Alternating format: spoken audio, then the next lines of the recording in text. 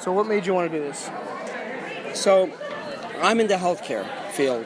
I'm a preventive neurologist. It's about preventing disease. 90% of the chronic disease of aging can be prevented. Yeah. But there's an incredible disparity between the minority populations and their understanding and access to preventive disease and the reality. Let me give you an example. The African American male dies 10 to 14 years earlier than the white man. And it's all because of lack of prevention. The minorities are the same. Afghans are the same. And they keep saying, oh, we're not going to change. Actually, that's such a negative perception of self.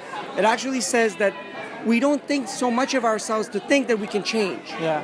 We're so backward that we are incapable of change for the better, for our health, for the livelihood. So instead of preaching as a behavioral neurologist, we believe, me and my wife, we don't have to preach. You just have to create the environment where people actually see that it can happen. Yeah.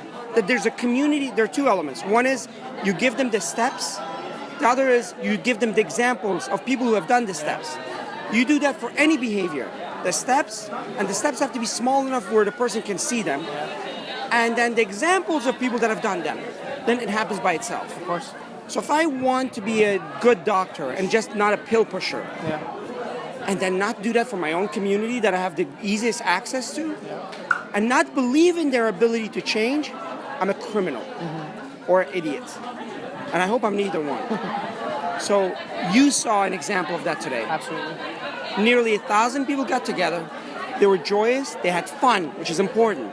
Life is about fun. And even change has to be in an environment of fun.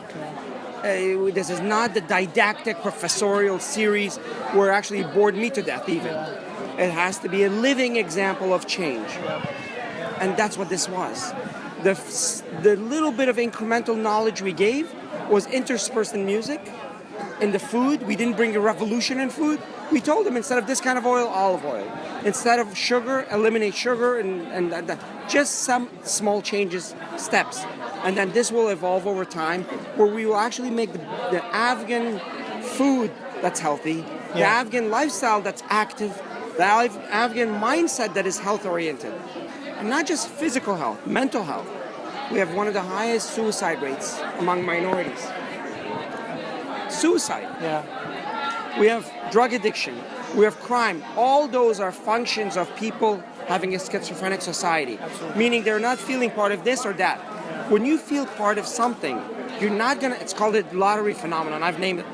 You're not gonna give up that lottery for a stupid momentary gain. Who gives that that lottery of a community? The one that doesn't have a community.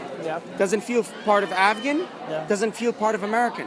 I don't have a sense of nationalism. I don't believe in nationalism.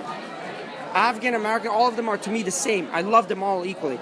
But when there are people of the same background, you can actually use that as a way of joining them, not to separate them from others, but to give them support within themselves. And then when people are strong within themselves, they can actually go outside themselves, help other communities. Absolutely. So it's not a nationalistic thing. It's within that nationality, they identify each other, strengthen each other, then go and help others. Crime will go lower, suicide will be lower, drug addiction will be lower. All of these things will be much lower. And more importantly, on the positive side, a sense of empowerment will be greater when they see examples of each other.